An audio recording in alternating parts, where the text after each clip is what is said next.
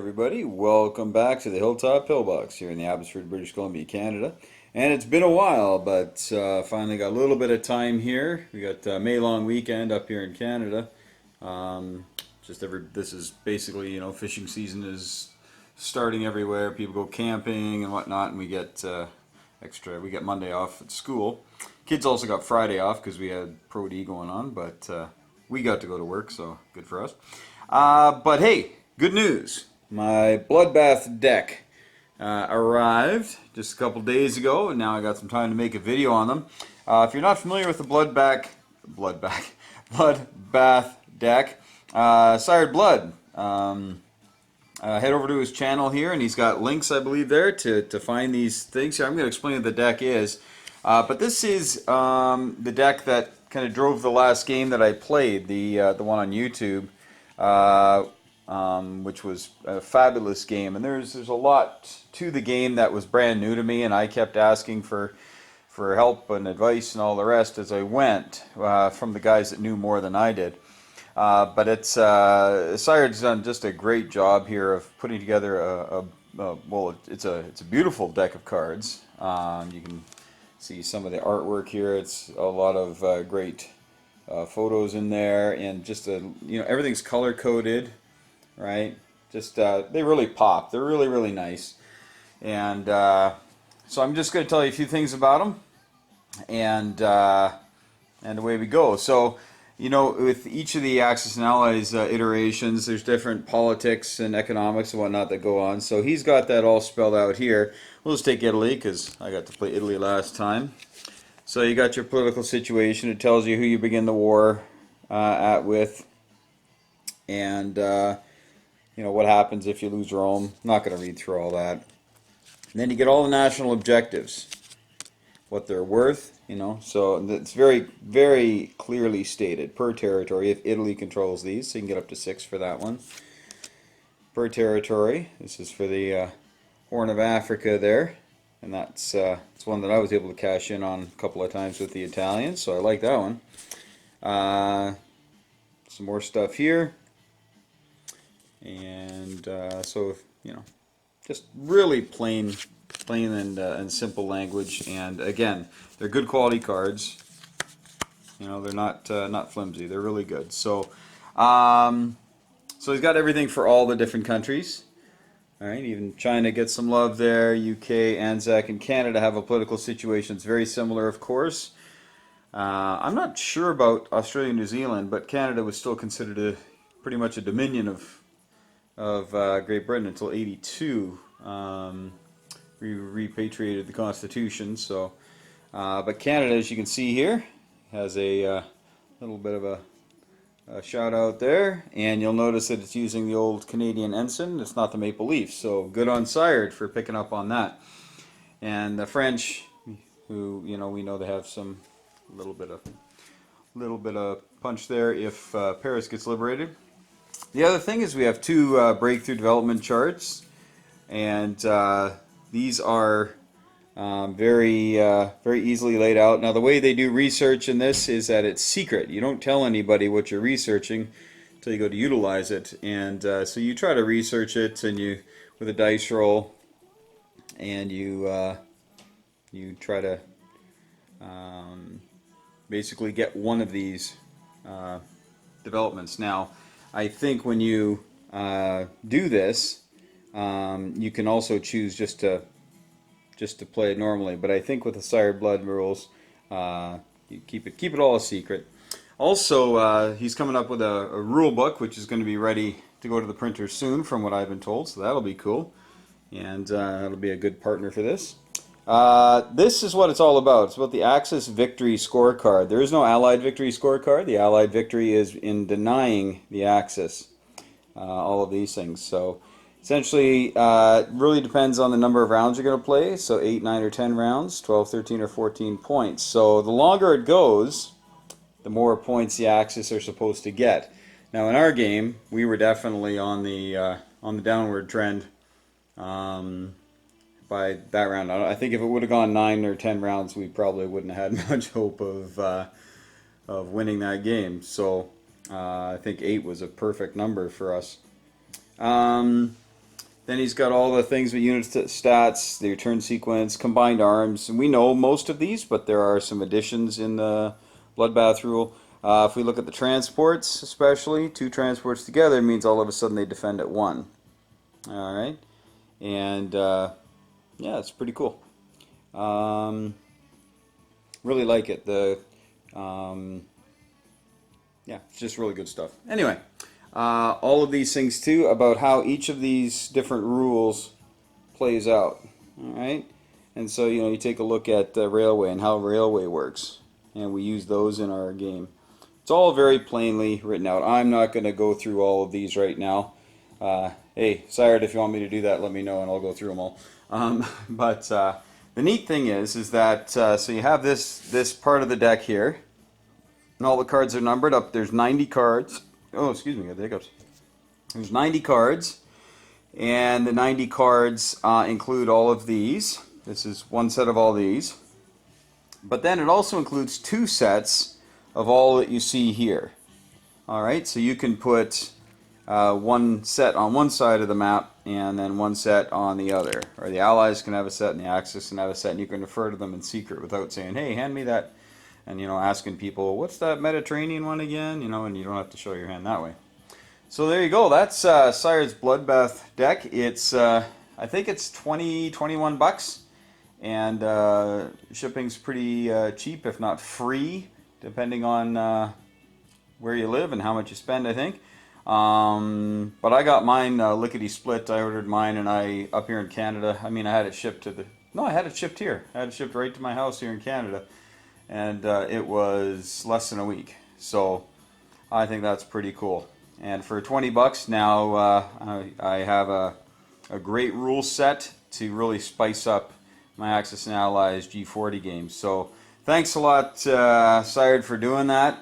It's a lot of work. I know how much work it is to get things published on your own, and how much hustle you do, and play testing and cross-checking and talking to other players and asking to find loopholes and things, and it's never easy. So thanks a lot for that, Sired. All right.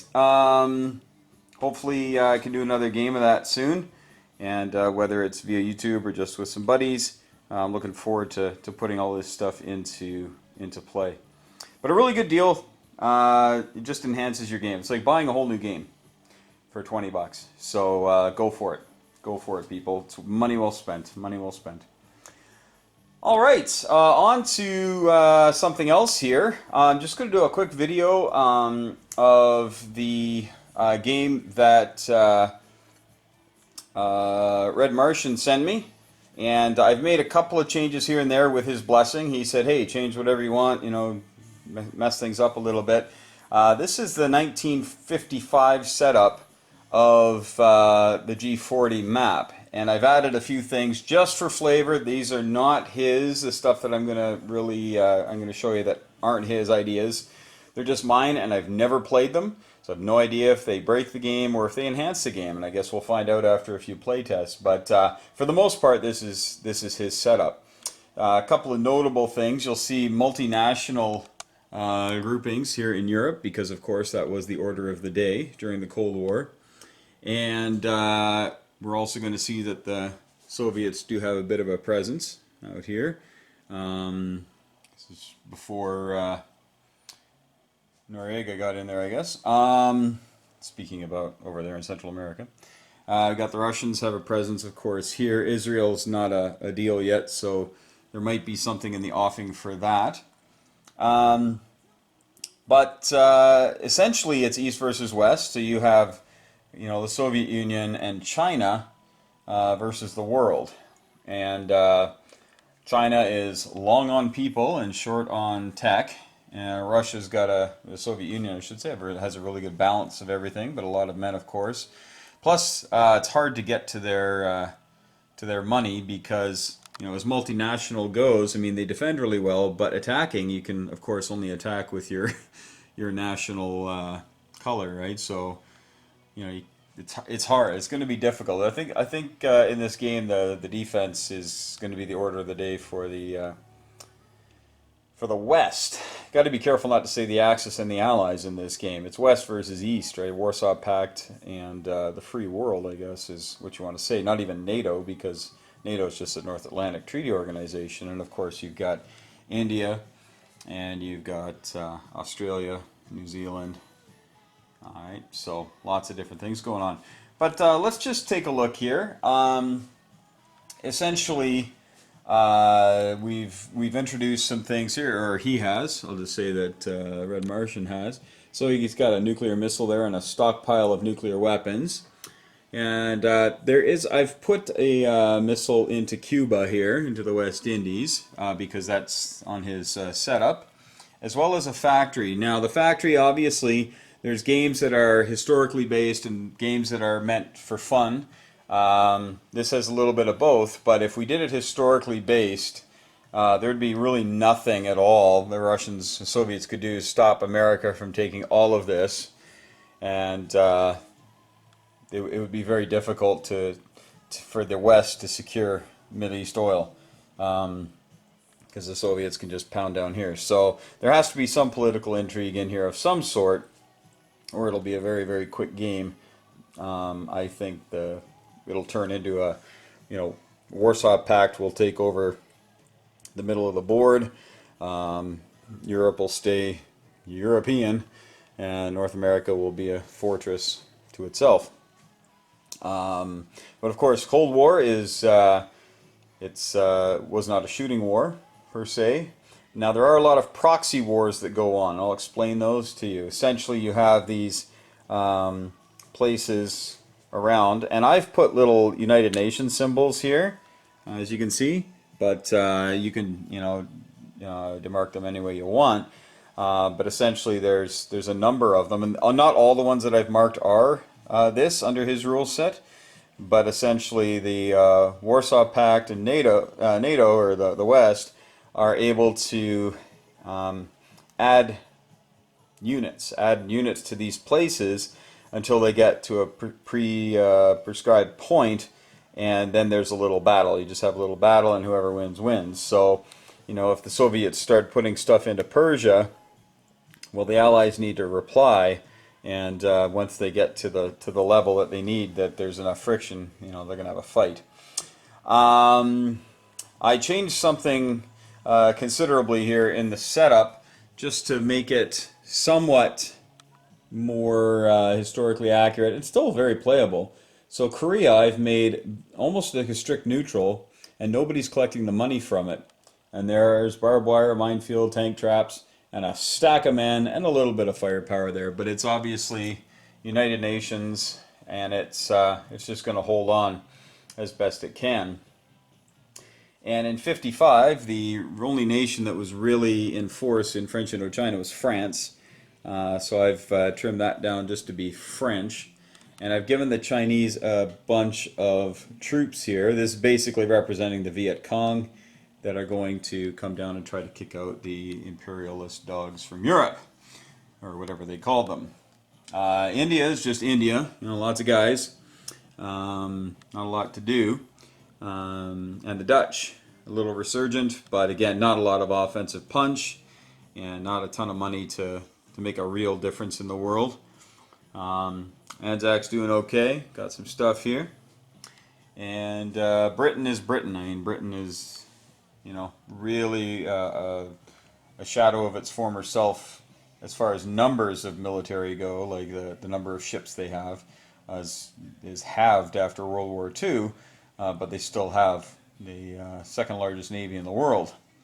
And Canada, I believe, had the third largest navy by the end of the war, so that tells you how many ships everybody lost when Canada's got the third largest navy and the fourth largest air force, I believe, in the world. I might have those backwards, but I believe that's the actual numbers. So after Russia, America, and Britain, Canada had the fourth largest air force and the third largest navy. I don't know if that's tonnage or numbers of ships, but we had built a ton of destroyers and frigates and corvettes and whatnot. Aren't big on their own, but when you get enough of them, they add up. All right, so in this game, the Russians have the initiative, but there are nukes, as we have seen. The Russians have their little stockpile of nukes. Let's just zoom in there. They got a stockpile of nukes. And the Americans have the West's nukes at this point. Now, Britain does have nukes because they had nukes in 1952, 53, something like that. Soviets had theirs in 49, of course. We all know when America had theirs.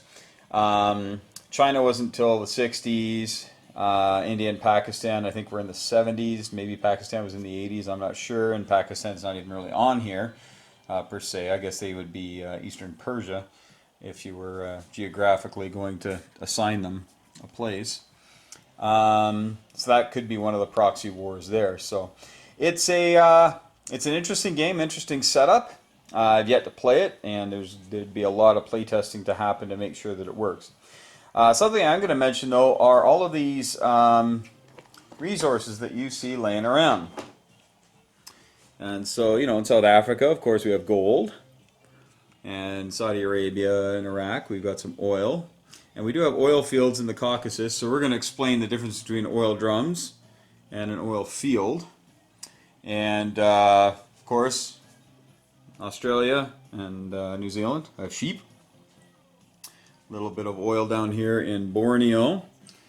The Chinese have tons of coal, and the Soviets have iron.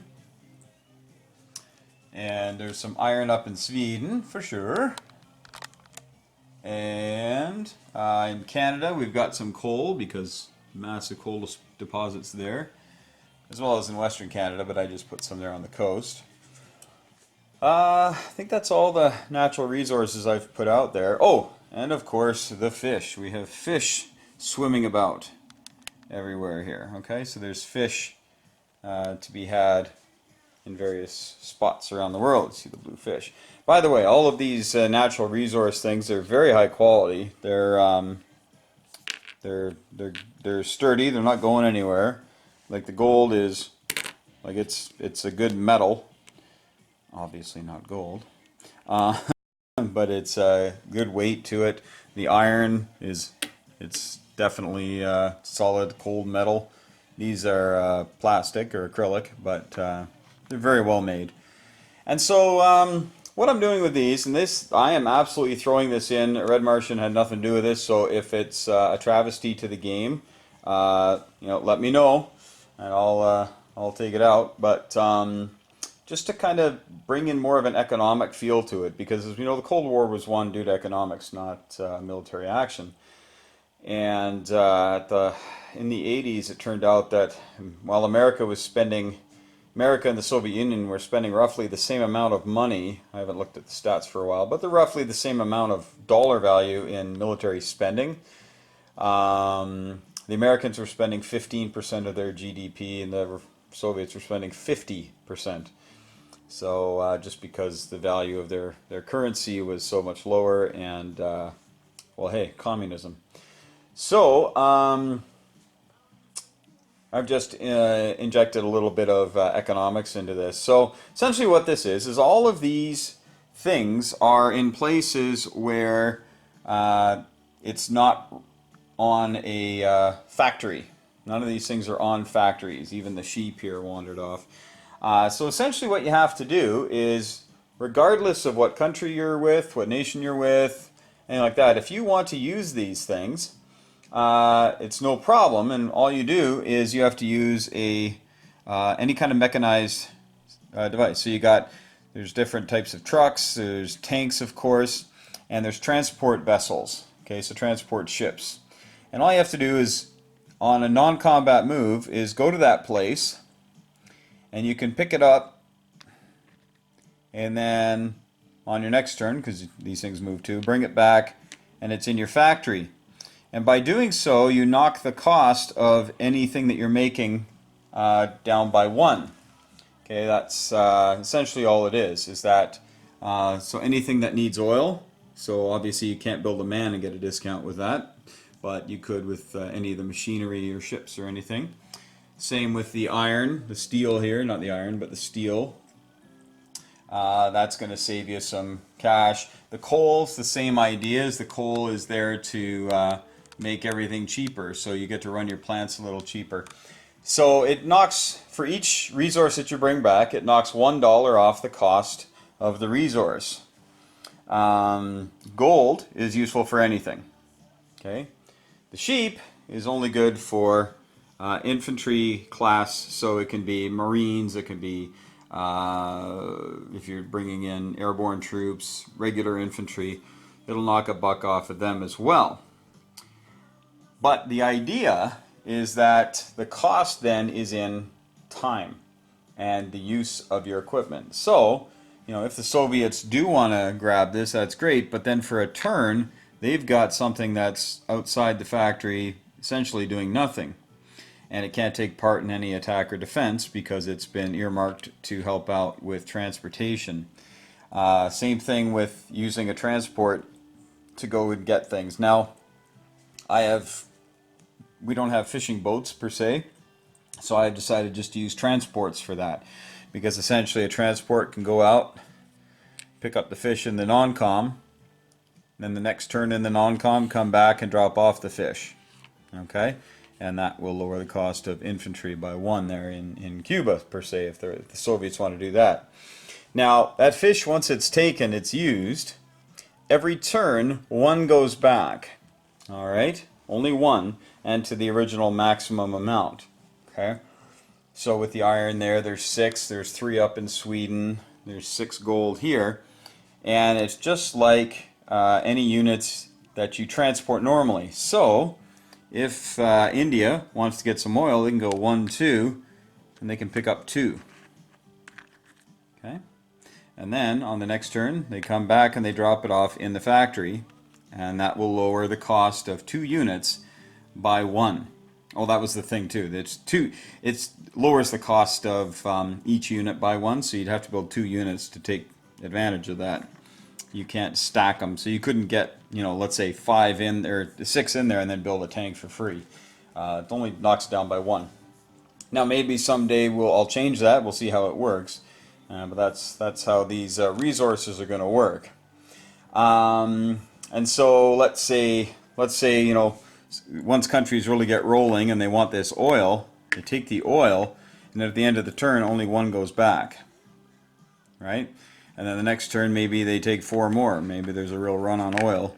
And then at the end of the turn, only 1 goes back. And you can see what's going to happen is it'll become less and less relevant economically, and then people will stop sending things there, but every turn it will go up and up and up until it becomes more relevant again. Again, I'm not shooting from the hip. I've kind of written this out, and I'm thinking it's probably going to work a little bit. Might be a little distracting for people, but really if you have a transport sitting here with nothing to really attack or nothing to do, hey, let's go do some economics with it, right? Build up our economy.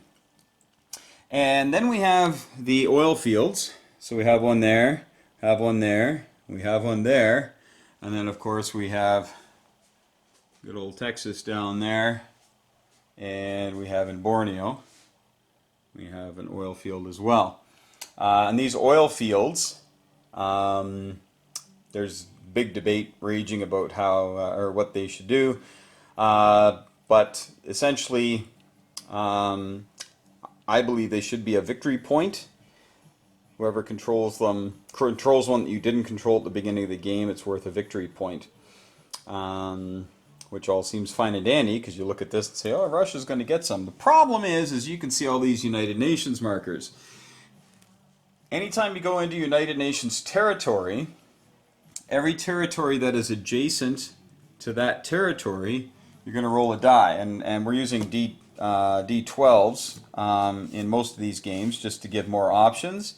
But essentially, if you roll I think we went high with that one, so 7 to 12, then these nations will become pro west. So if the Soviets came down into northwest Persia, which would be an attack, so you do that on the combat turn, on the right immediately, all of these would roll, and we'll see if they turn pro west.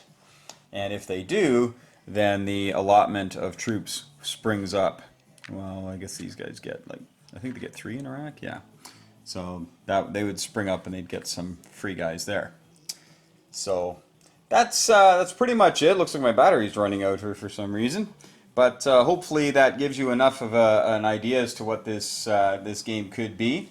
And I'm looking forward to playtesting it, and we'll let you know how it goes after we've had a chance to playtest. I also have some things here, some units that I'm going to be talking about that we're going to be adding, probably just to give it that feel from the 20th century, the back half of the 20th century after World War II. But we'll talk about those later and the great UN Army. All right, we'll talk to you folks later. Take care. Okay, so I've recharged my battery. I just wanted to finish off with a couple things here. I'm not sure if I actually mentioned it earlier, but all of these realistic resources that I've got, you know, the gold and the fish, the oil, the coal, the iron ingots there, to say nothing of a whole bunch of other ones that I have. Guess I can show them to you here. So we've got buckets of water. This is kind of a commercial, but it's pretty cool. So you can fire, and I use them when I do any sort of role-playing games like Savage Worlds or Pathfinders, you know, D&D type stuff. So you can have these things sitting on the map.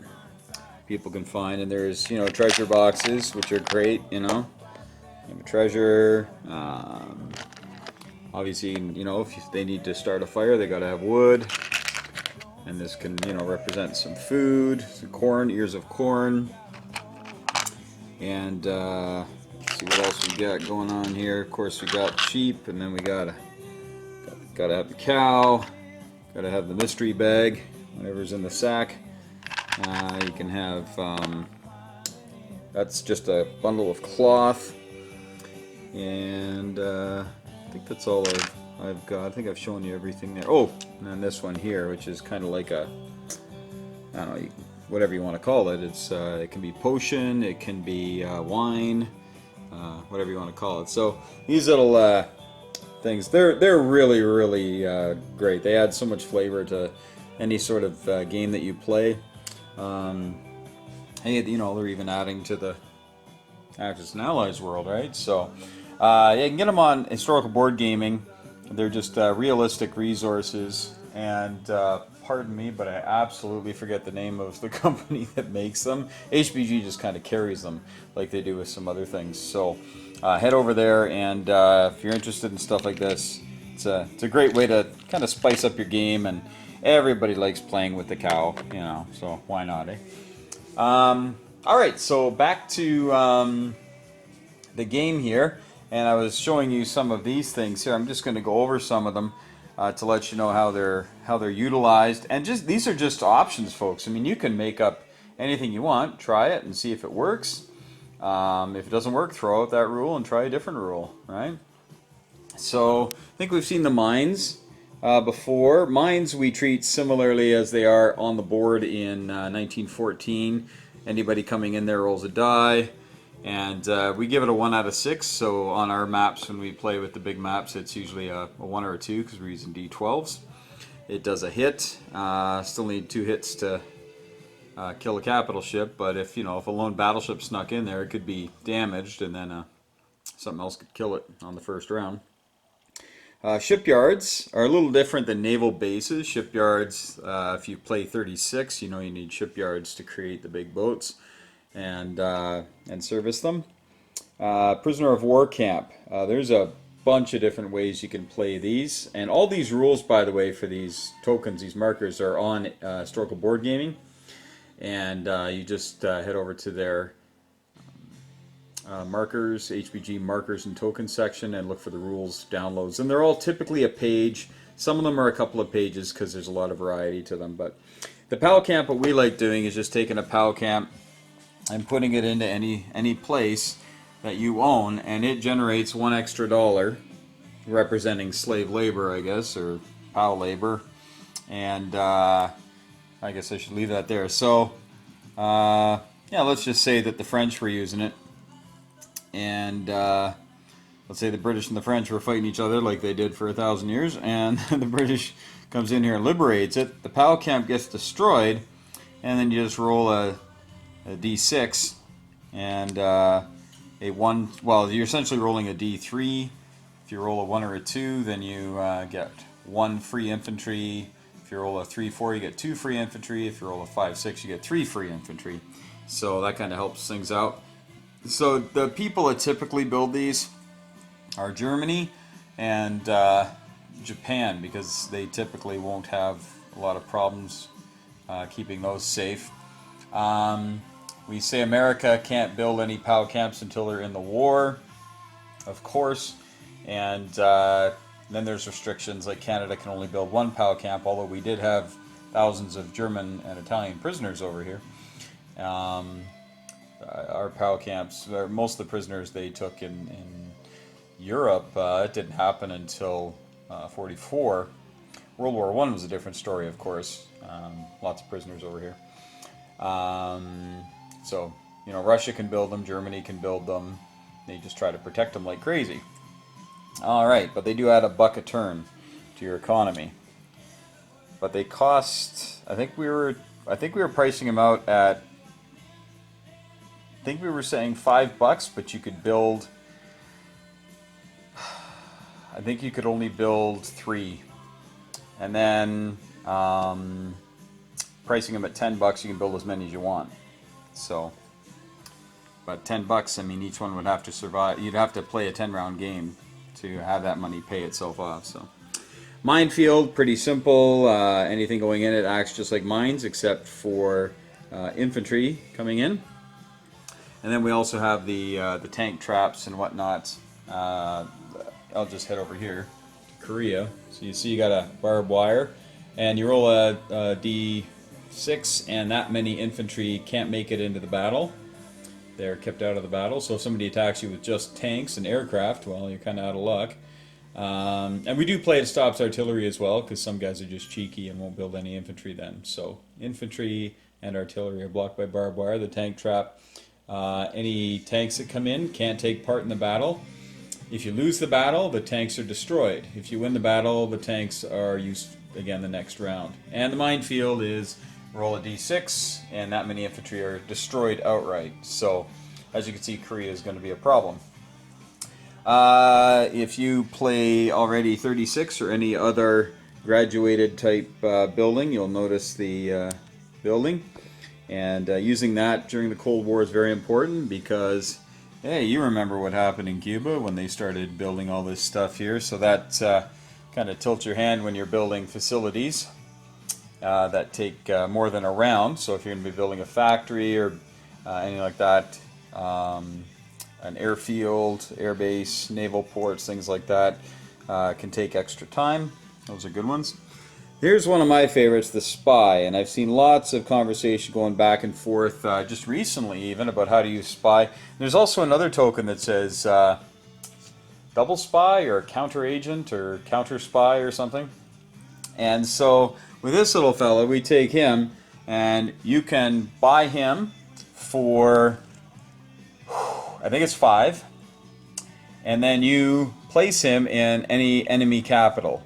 So let's say that this is Boris, okay, of Boris and Natasha fame, and you can place him anywhere, it doesn't matter. So we're going to place him in London.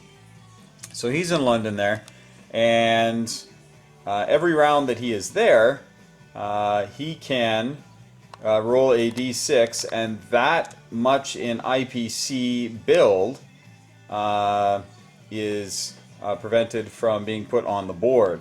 So for instance, if he were in London and the Brits were trying to build, say, well, whatever they're trying to build, let's say they're trying to build a couple of men and a couple of planes, and he rolled a 3, he could have 1 man, although he's been paid for, he just doesn't make it onto the board. So that's one way to use a spy. The only way to catch a spy is having another spy in your territory and then rolling a die, and 4 to 6 you caught him, 1 to 3 he evades capture and kills your spy. So if you've ever played that old Milton Bradley game, and I'm going to put the camera up there, Shogun, then it was re-released as Samurai Sword, so I got a couple of them. It's kind of like the ninja in that game, where you buy the ninja and you try to assassinate an enemy daimyo, if I'm saying that right. And if he fails, he's captured, and then he comes to kill you. Which, I don't know if that's historically accurate. I think they pretty much did the whole Sipica, or whatever it's called, and kill themselves. But we're saying Cold War spies have a price.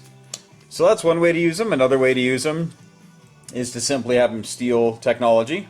So if somebody has, advanced subs or something, and you want it, as soon as they grab it, you put a spy in the capital, and you can steal it with die rolls. I've seen that done as well. So whatever you'd like to do. And sometimes people say the spy has to actually move. So let's say the Russians built him, so you build him in the capital, and every turn he moves one until he gets to where he's going, and then when he gets to where he's going, you can use him. So not sure if I really like that one, but it's takes a little long. I don't think it makes him quite as relevant, but it could add some suspense. Maybe you can hitch a ride on a mechanized, or maybe on a transport plane and get parachuted in. I don't know. Tons of different ideas. Sabotage, that's a pretty simple one. You can use that in concert with your spy, or you can just use it on its own. You just take that sabotage marker there, and we'll just pick on the Russians here. You can sabotage a factory. And so you spend, and you can use it, like I say, with your spy or just as the token, and you spend $5. It's kind of like a tech roll almost. And if you roll a 5 or a 6, you can shut down a factory for 1 round. And you can't produce anything out of there. So that can really put a wrench into the works, metaphorically and realistically. So. Poison gas. Now that one obviously seemed to have more of a use during the World Wars, 1 especially, but also used in 2.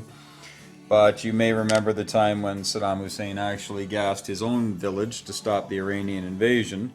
So it does have a place in the Cold War, and I know there are other places that use poison gas in some of these little proxy wars, as Red Martian calls them. So you can use those. Poison gas, essentially, it has a chance at the start of a turn. You play this, so if the British were attacking into Alexandria, you would play that, and you would roll a d6, and that many infantry are killed. These are expensive, though. I think these are $10. They cost $10. They kill, and then when you go in, at the start of the battle, you roll a die for each of your infantry, and for each 6 that you roll, you lose an infantry. So, if the wind changes or whatever. Can't remember if they're 5 or 10, but that's just what we did. So there's always that chance that it's not quite going to work as well. Of course, in the Cold War, they had missiles that could handle poison gas, I guess, and high-level bombing that wouldn't probably affect your own troops, but there you have it. The oil tanker, this is a fun one. This is the one that you can use with this. Now, the oil tanker I bought a bunch of these. They don't have a token on them because I thought I could just put a roundel on it. So, good old Canadian oil tanker, although we don't buy too much oil from overseas. You can come here, and they can carry twice what a transport can carry. So transports can carry 2, so this bad boy could carry 4. Alright, so then as he goes sailing away, alright, he goes away. And the debate is on as to whether or not they should be able to move 3 or 4, have increased speed. I don't like that so much. Maybe 3, but definitely not 4. And yeah, you can move the stuff to wherever you need them to move the oil. But that's strictly for oil, right? You can't move gold or sheep or go fishing with the oil tankers. So, but that's why they can carry twice as much. The missiles here, I bought 3 different kinds of missiles, all from historical board gaming. All this stuff is, by the way, if I haven't mentioned that. The historical board gaming missiles here, and they're pretty cheap. I think they ended up being like a dime a piece or something, really inexpensive. And so the red ones, I'm calling my ICBMs. So you can see there's, the Americans have an ICBM, but then you have the clear ones, and the clear ones are your medium range. Okay. You say, well, what's with the black ones? Well, the black ones are the ones if you use a graduated system, so you have to build a facility first. All right, so you would build the facility first. The missile would denote what kind of facility it is, and then once it's built, you of course would change out the black and just put in a red, if that made sense. Okay. The other thought is having the nuclear missile, or being the missiles here, as the game goes along, attaching them to subs, and they could be sub-launched, and those are the black ones. Just some ideas we're chucking around here for the Cold War. You know, things change, and we'll keep you updated if we come up with a really great idea for what to do with those missiles. Those aren't the actual missiles, though. Those are the missile sites, the silos, if you will, or for the Russians, those big trucks. The actual bombs are here. So you can see there's a stack of bombs that we're using for warheads, and they have those. The Brits at this point have a couple, and the Russians have their little stack. Okay, so the Americans definitely have the most, but everybody's got some. And then if each round is half a year, in a few years, China will have some, and then India, Pakistan, France. France, I think, was in the 60s.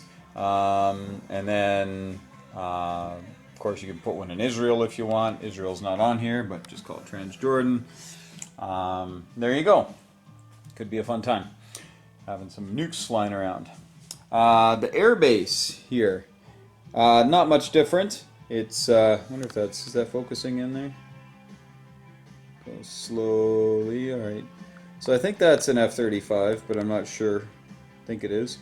F-22, I don't know. Starts with an F. Anyway, and that is just the new version of the old air base that had the Spitfire on it. Then we have the two headquarters. Now these are useful when you have these little proxy wars, and also if you want to increase your troops' effectiveness. Now again, headquarters can be anything you want it to be, but it's a temporary. You can see it's a tent, right? It's not a permanent building. You can place a temporary headquarters there, and that will increase the effectiveness of your units in offense and defense. All right. Big debate raging as to how much they should cost and what should their thing be. How much they're going to increase, whether it'll increase by 1 pip, so you go from maybe infantry attacking at a 2 gets to attack at a 3, but on round 1 only. Little bonuses like that, as long as they attack out of that zone. If a headquarters gets captured, we've thrown about the idea of getting some money for that, because you typically, if you capture headquarters, you could capture high-level people, techies. You might even capture some war plans. Never know. But the fun part of the game is that this is not historically accurate at all, because again, it wasn't a shooting war, but we're going to start shooting.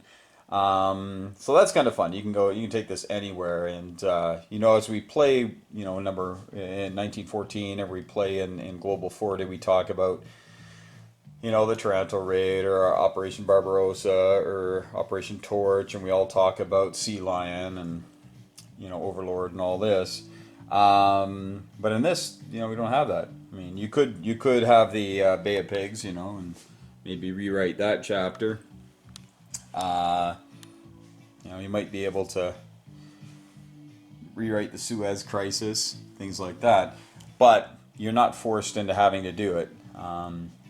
This is a big slugfest. You're gonna just keep pounding on each other until somebody says uncle, or you take away major capital. Now, Berlin is not part of that, because as you can see in Berlin, it's got both in there, as well as a UN thing there. So Germany proper, all those troops that are in there are fine.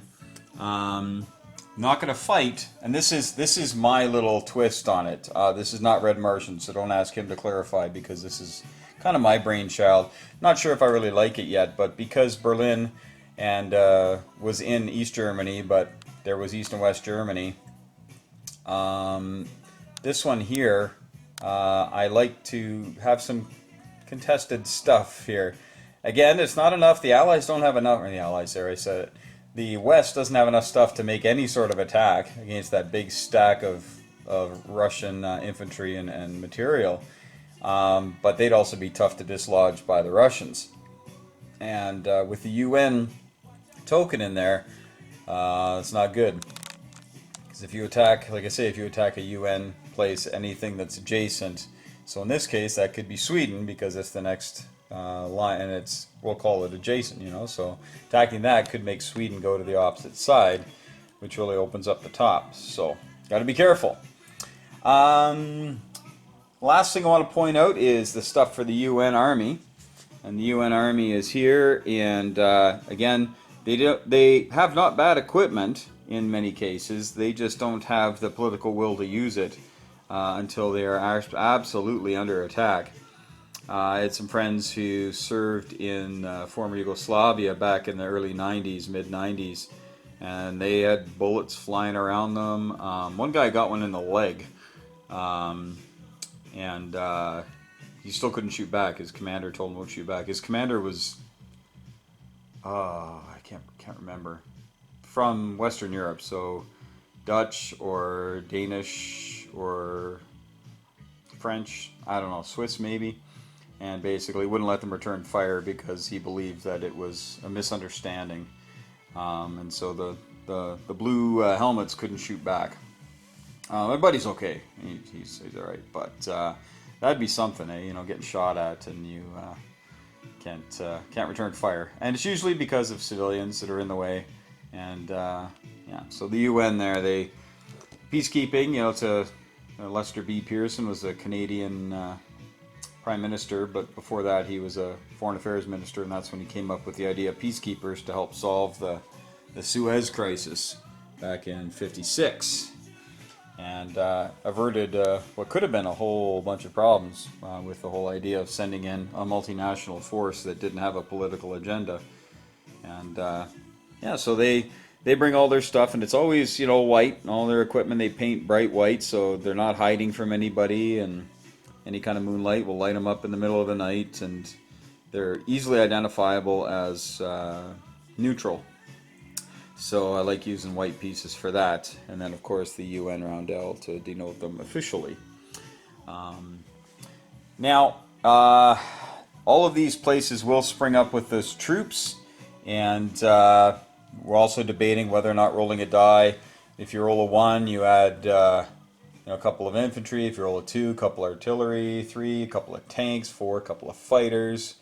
You know, 5, you get a you know, maybe a barbed wire and a tank trap or something. Like, there's all sorts of things, because as we know, during the Cold War, invading nations as one of these major powers never went well. It always started something horrible. Proxy wars, like getting other people to fight. You know, if you could encourage Chile, you know, like under Allende, you know, communist, and maybe get him going into Argentina or something, you could do that. But that's a whole other game, I guess. Probably figure that out on a different iteration. Again, folks, kind of spitballing some things here. Haven't even been able to play it yet, and waiting to get some buddies together to really roll some dice. Hopefully I can do that in the next little bit. And hey, summer's not far off, so as a teacher I kind of look forward to that. It's already pretty busy in summer, but looking forward to maybe giving this a bit of a test drive and doing a bit of a game report for you. Seeing how Vietnam goes. I think Dien Bien Phu is not going to go so well here. There's just too much of that coming. But hey, I think that's pretty much it, folks. I've been rambling a little bit today. But looking forward to just getting some more stuff out here onto YouTube for you. And we're heading up on the subscribers, so I'm really excited about that. If I do get to 1,500, I'm gonna have a decent giveaway. I'm gonna do something really special, and I'm not sure what that is yet, but I'm committed to doing that. So if you if you're still around, still a subscriber, and we'll have a special thing that you can throw your hat in the ring, and we'll probably have a pretty nice giveaway. I'm not sure what it's going to be yet, but I'm pretty sure you'll enjoy it. So, but thanks so much, folks. Hope you enjoyed the rundown of the game and of Siredblood's cards. Again, head over to Siredblood and look for. You can maybe search up the Siredblood's Bloodbath Deck and see if you can order yourself some. I know some folks are ordering a couple each, just to have 2 copies of everything for everybody. So whatever you can afford, though, go for it. Head over to HBG, look for some of these great realistic resources that you can use to really spice up the game. These ones here are more for other types of gaming, but the gold here in South Africa, as we know, has a lot of gold. And of course the oil, the fish, the sheep, all that fun stuff. Spices up the game. Alright, thanks so much, folks, and we will talk to you soon. Remember, hug your loved ones, play your games, enjoy, and let everybody know what you're doing, how you're doing with the games like this, and just keep building this community. It's one of the best gaming communities I've ever been privileged enough to be a part of. So thankful for it. And I just keep learning more and more and more about this great game and all these different iterations. Just keep the game fresh and exciting. So thanks so much. Take care, everybody. Hug your loved ones.